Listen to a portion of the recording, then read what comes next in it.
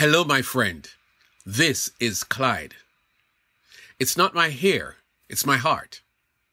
In Judges 16 verses 22 and 23, we read, "Then the Philistines took him and put out his eyes and brought him down to Gaza. They bound him with bronze fetters, and he became a grinder in the prison. However, the hair of his head began to grow again after it had been shaven."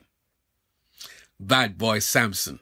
He was one of the most popular judges in the history of Israel. He was bold, strong, ferocious, untamed, unorthodox, a lover, victorious. Samson was one of a kind, and he lived and died like one. There was no one quite like him. You know the story about Samson and how he antagonized the Philistines. He was like a Rambo, a one-man demolition crew. Samson's life was very public, but his secret was buried deep inside him. And it worked for him in the end. Go back to the beginning of his story. His mother was infertile until one day she got a visit from the angel of the Lord, who told her that she was going to get pregnant and give birth to a son. She was told not to drink any alcoholic beverage and not to eat anything unclean. Oh, and here is something significant. You will become pregnant and have a son whose head is never to be touched by a razor, because the boy is to be a Nazirite, dedicated to God from the womb.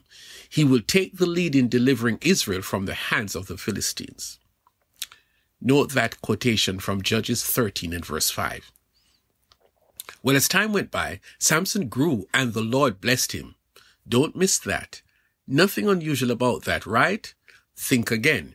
His life's mission was to take the lead in delivering Israel from the Philistines. What is your purpose in life? Do you know why you were born? I know that is not what we're talking about, but just food for thought. This is where Samson's story gets dramatic.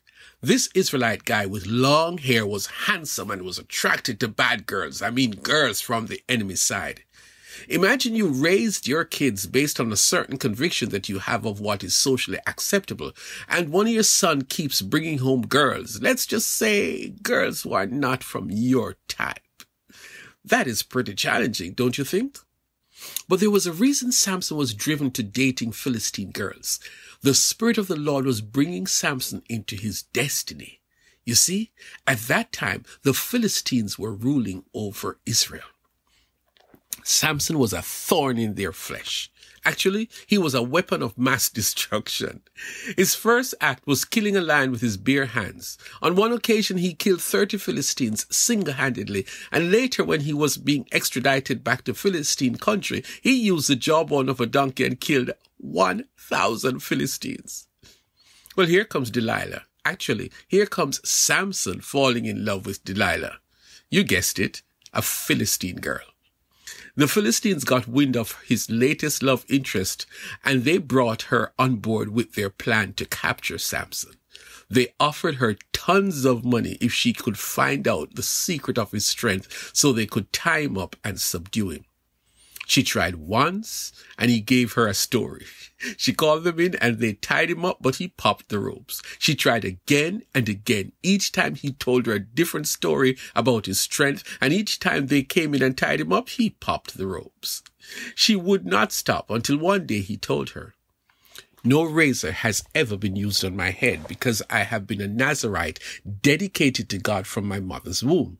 If my head were shaved, my strength would leave me and I would become as weak as any other man." While he was sleeping, she cut his hair and they came in. This time it worked. He could not shake himself free. Catch this. He did not know that the Spirit of the Lord had left him. You cannot fight your foes. You cannot navigate the struggles and challenges of life if the Lord has left you. You cannot live your life without the Lord. If he is with you, then he gives you strength. Without him, you are nothing. Anyway, they gouged his eyes and imprisoned him. Here's a footnote. But the hair on his head began to grow again while he was in prison. One day, the rulers and thousands of Philistines gathered in a large arena and decided to make a spectacle of blind Samson. They brought him out and were entertained by his antics and his blunders because of his blindness. Then Samson prayed to the Lord to strengthen him one last time and give him revenge against the Philistines. Remember, he was born so he would deliver Israel from the Philistines. That day, Samson braced himself against 2 columns and brought the whole stadium down, killing thousands of Philistines. He died too, but the Bible says that he killed many more when he died than while he lived. Let us clear the air. Samson's strength was not in his hair. The hair was just a symbol of the real source of his strength. Samson's strength came from the Spirit of the Lord who lived in his heart.